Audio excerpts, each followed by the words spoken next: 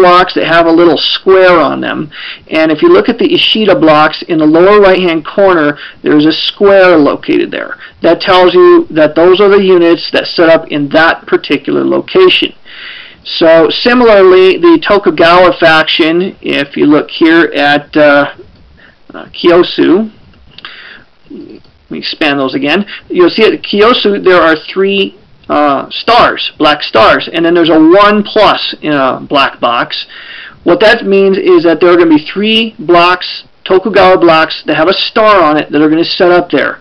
Now here's what the +1, or in the case of Osaka, the +2 notations mean. What that means is that's the setup information telling you that you're going to draw 2 random blocks from that faction and place them in that location for the setup. So to start the game, that's what we're going to do here. We're going to go around the map and actually draw these blocks and put them into these locations. So, for example, Miyazu is a Tokugawa castle. It's got a 1+ next to it. That means we're going to draw one out of the Tokugawa reinforcement pool, and we're going to draw a random block out of there and put it in that location before we start playing. Now, as for the blocks themselves, they're really quite simple.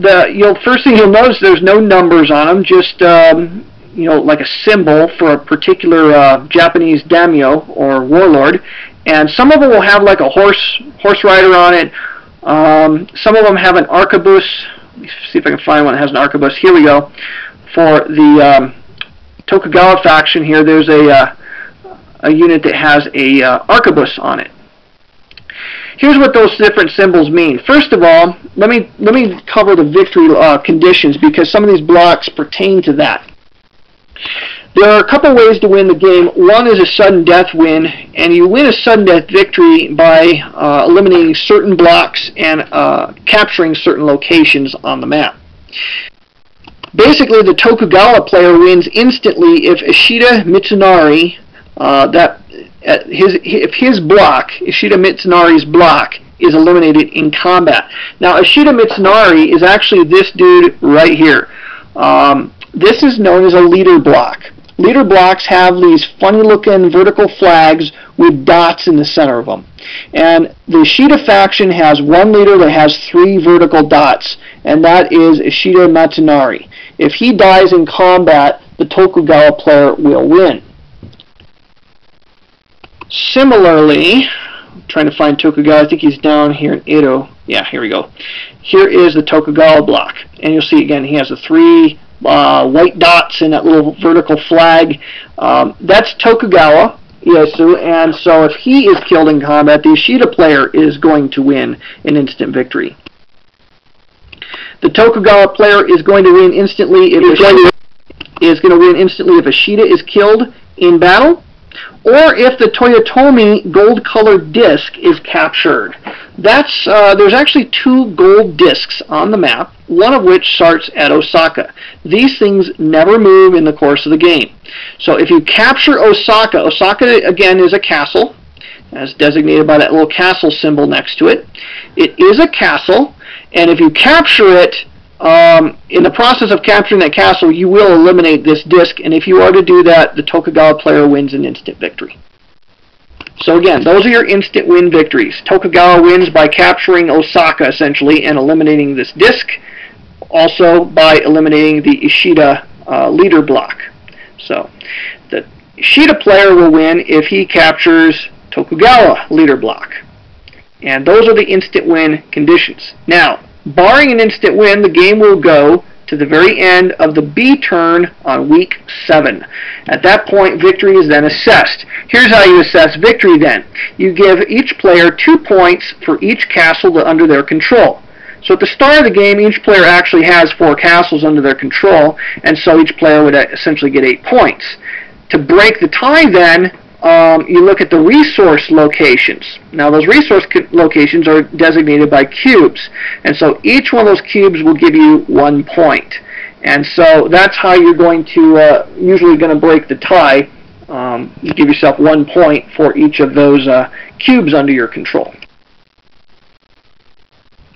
And if you're still tied, because theoretically I guess you could still have a situation where there's a tie, if you're still tied, then the tie is broken in favor of the Ishida faction. So the gold player, the Ishida player, would win a default victory if you were tied. But that's probably going to be a rare thing because there's an odd number of resource locations on the map.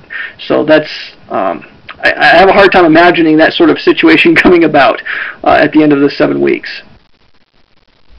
All right, so that's the victory conditions. Again, the blocks basically have two important pieces of information on them. Some of them are going to have a setup notation on it. The other thing you need to realize is which ones are leaders and which ones are your run-of-the-mill units. Leaders, again, are units that have usually a Japanese symbol on the left, and on the right there's a vertical flag with 1 or 3 dots. The 3-dot boys are your leaders of each army, and if they're captured, it's game over. The other guys, if they're captured, it's no big deal necessarily. It's not a game-breaking situation other than that you lose that particular leader.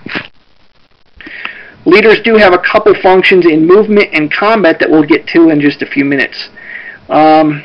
The other piece of information is how many Japanese symbols that you see. For example, this one right here is a Kobayakawa block, and it has 3 of these Japanese symbols known as mons, M-O-N-S. The number of mons dictates its strength. So this one here has 3 mons, this block here has 2 mons, this block has 1 mon, and obviously all leaders have 1 mon. That is its rating of strength when used in combat. Strength is gauged basically in terms of impact points that you're going to track on the impact track. So we'll explain more of that when we get to battle, but understand that units that have 3 mons on them are very, very powerful blocks. Now the blocks that have a horse, a cavalry symbol, or a arquebus symbol are special attack capable units. These guys here can give you very, very good bonuses in combat when paired with certain cards in combat.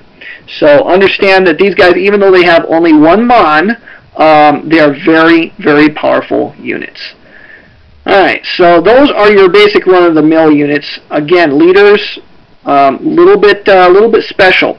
Now over on the Tokugawa faction, there is 1 block here that is also a little special. It's a 4-mon block, and basically this one here is like the shock troops for the Tokugawa faction. And this one also has a symbol. It's like an empty square up in the upper left-hand corner of the block. You'll notice also that the leaders, your leaders like Ishida and I don't think Tokugawa has one. No, he doesn't need one. Ishida has one of these symbols. It's just a blank square on the left-hand side of the block. What that means is, in order to deploy a block into combat, you have to play a card that has a mon matching the mon on the block that you're deploying to combat. Now, because these shock troops here have a mon that's not going to match anything in the deck, you can actually play any card from the deck in order to deploy that particular block. So any card is going to be able to deploy this particular block. That's what that little square symbolizes. Same thing with Ishida. You're not going to find any blocks that have a mon matching Ishida Mitsunori's mon. So you can actually use any card to do so. That's what that square symbol is for. I think I have covered everything to do with the blocks, so let me go ahead and save the recording at this point, and we'll pick it up. We'll start showing how the cards work and how movement works.